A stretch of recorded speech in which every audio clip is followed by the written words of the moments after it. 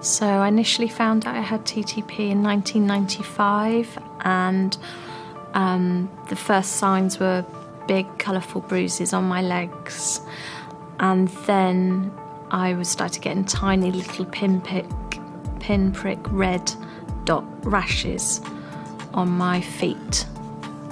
So common symptoms of someone experiencing TTP, so common symptoms are recorded as being confusion, bruising, pinprick rash, stomach upset, headaches.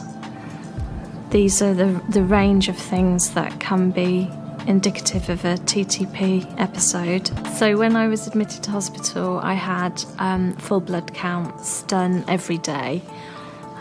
It was about a week before TTP was diagnosed, so it was really simple tests, and they were just watching me every day.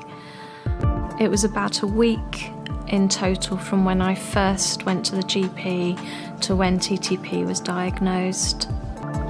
The first time I had TTP, the treatment was a really old-fashioned form of plasma exchange using a dialysis machine, and so I had that with fresh frozen plasma every day for at least a week.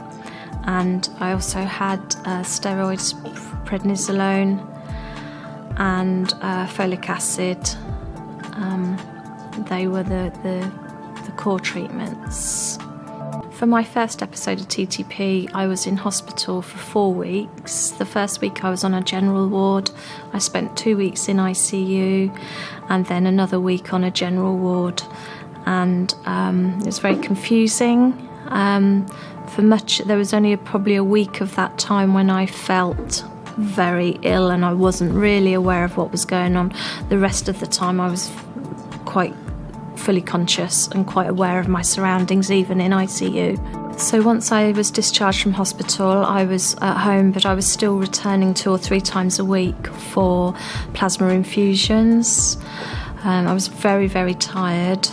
I felt very, I suppose, traumatised is the best word to describe it, because I felt as if my whole world has just been thrown upside down. I was off sick from my job and everything was different. I usually say to my family and friends that TTP isn't contagious when I'm describing it, because I think that's often a worry when it's a blood disorder. I think connecting with other people who have TTP can be really empowering.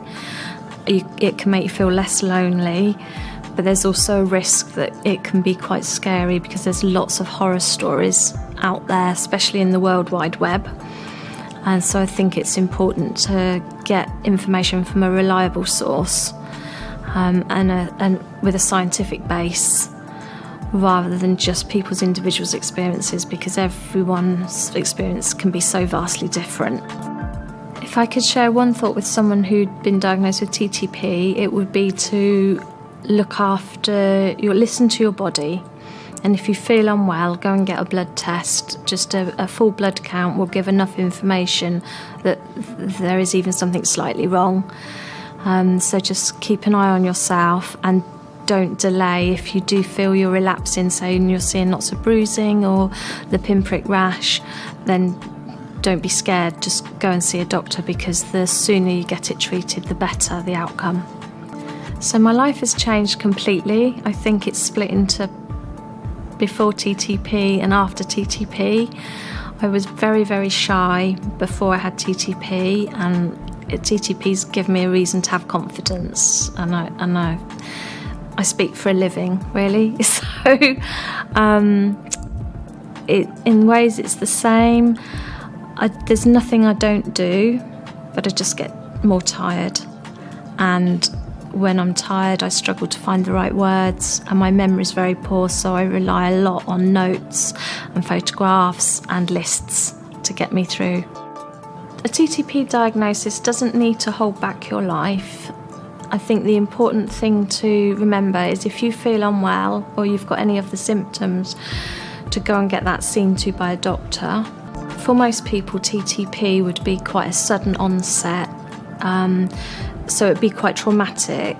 The important thing is to take it at your own pace and to ask for help, and at work to explain that you need your hours adjusted or your workload adjusted, and to be honest about how you feel and how you're coping.